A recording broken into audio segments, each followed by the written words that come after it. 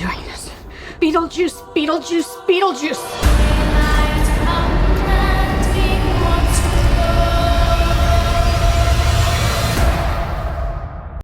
The red juice is loose.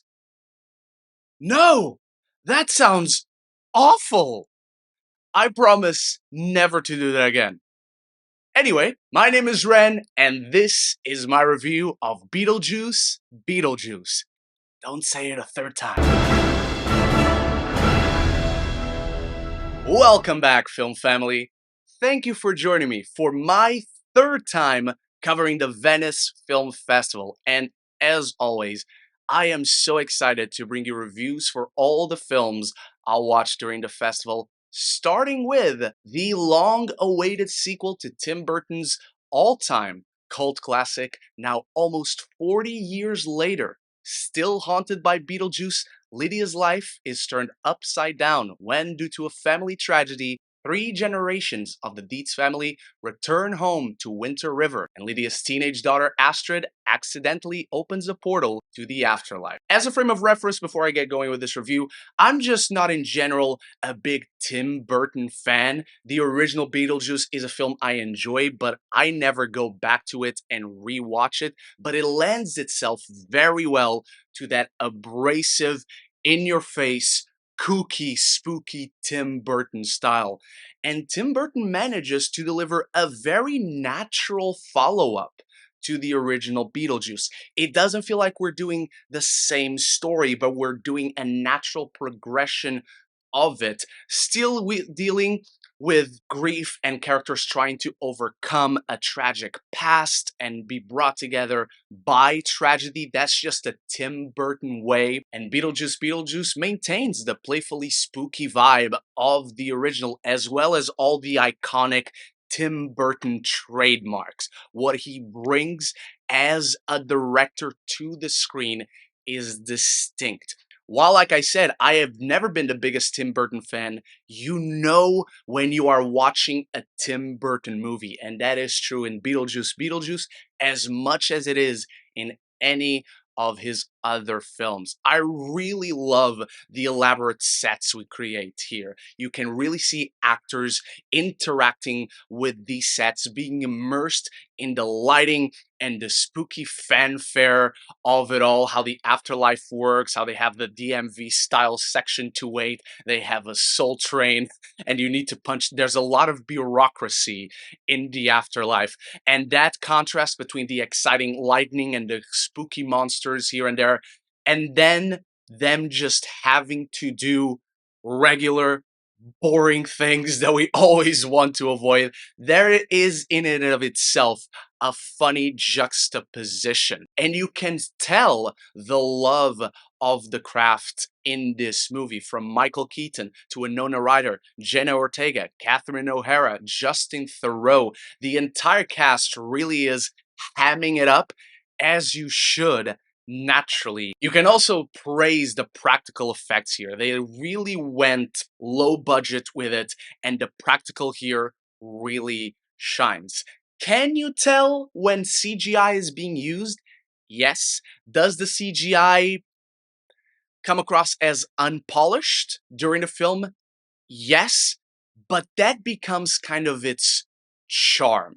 Feels intentional, and you can almost tell that it was only done with CGI because it couldn't possibly be done with practical effects, because everything else in this film is practical. The sets, the monsters, there's giant cakes drooling ooze out of them, everyone interacting with these sets and with these spooky concepts turned into real life by Tim Burton and his amazing special effects team is sensational. It just allows the actors to ham it up, have fun, and you can tell everyone is having a blast. Particularly Kathrine O'Hara and Michael Keaton. Those two just steal every scene they are in. So to put it bluntly, there is a lot to enjoy in Beetlejuice Beetlejuice, particularly if you're a fan of the Tim Burton style, if you're a fan of the original, all those elements that you love, some of the characters that you love are back here, and the movie isn't just lazily retreading the same ground. There's enough new elements, there's enough expansion on the afterlife, there's more time to be spent with Beetlejuice himself. As someone who is not a big fan of the original, I had a good enough time, but this is a very sloppy script. There are just too many things going on. You have Beetlejuice, who's still in love with Lydia, wants to find a way back into our living world. You have Lydia, who's trying to overcome the grief of her father passing, trying to raise a daughter she doesn't get along with. Now she has this new boyfriend who wants to pressure her into marry her. You also have this new boyfriend who wants to pressure her into marry her and doesn't believe in the afterlife and in what she does. Then you still have Kathrine O'Hara, who, like I said, is a delight in this film. She is going maniacal with her art installation and trying to profit just out of her own grief and trying to expand her artistic empire. You have Willem Dafoe, who's an afterlife cop who was an actor while he was alive, and that's just comedy gold right there with Willem Dafoe's dry wit.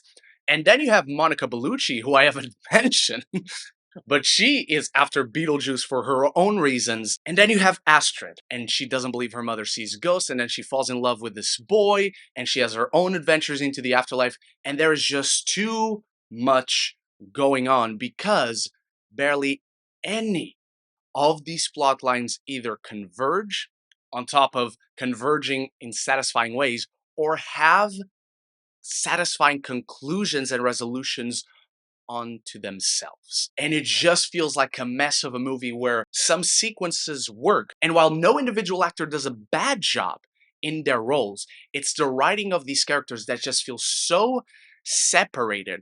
It feels like we're trying to warrant a runtime to be a feature film rather than having a story that feels polished and feels measured, particularly the Monica Bellucci character. That plotline goes nowhere. It's a genuine waste of Monica Bellucci and her talents, on top of being a waste of an interesting character dynamic that she could have had with Michael Keaton, and they barely have one scene together. You love seeing her interact with other characters in this world, and there's just nothing interesting done with this character or with her entire plotline. The film is indecisive about who its protagonist is. Most of the times, Lydia. But then it turns into Astrid's story. But then at points, it's also Beetlejuice's story, and we have a lot more Beetlejuice in this film than we did in the original. Whether that's a good thing or a bad thing, I guess your mileage will vary. Genuinely, the movie feels like it's lacking a second act. It goes from first, and then about halfway through, we begin the third act. So these are extremely elongated first and third acts in one single film. That doesn't make it terrible. It didn't convert me to now suddenly become a super Tim Burton fan and a diehard fan of the original Beetlejuice and its sequel. But like I said, diehard fans have a lot to enjoy. They're going to have a lot of fun. I had a good enough time. I do enjoy watching movies like this in a film festival, films that don't necessarily fill the festival bill on the ways traditional ways we usually think of it. So it's a nice enough experience to have.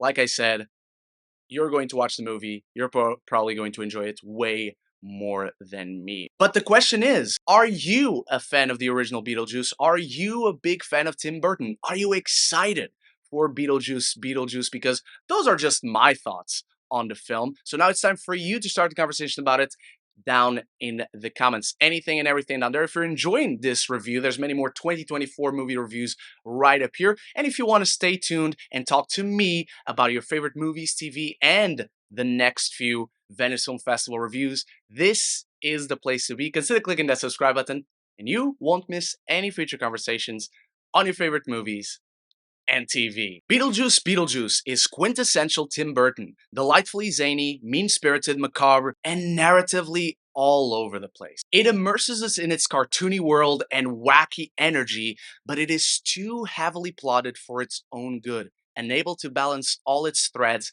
satisfyingly. I'm giving Beetlejuice a C+. Thank you so much for watching, Film Family. It's a slow start to the Venice Film Festival quality-wise this year, but we've been here before. We'll recover. Don't forget to start a conversation about Beetlejuice in the comments. Do you want to see a third one where we'll all be saying his name 3 times? Make sure to stay tuned for more reviews coming very soon. Big shout out to my channel members for always supporting the channel. And I'll be back very soon with more Venice Film Festival reviews. So until the next one, love each other and love the movies.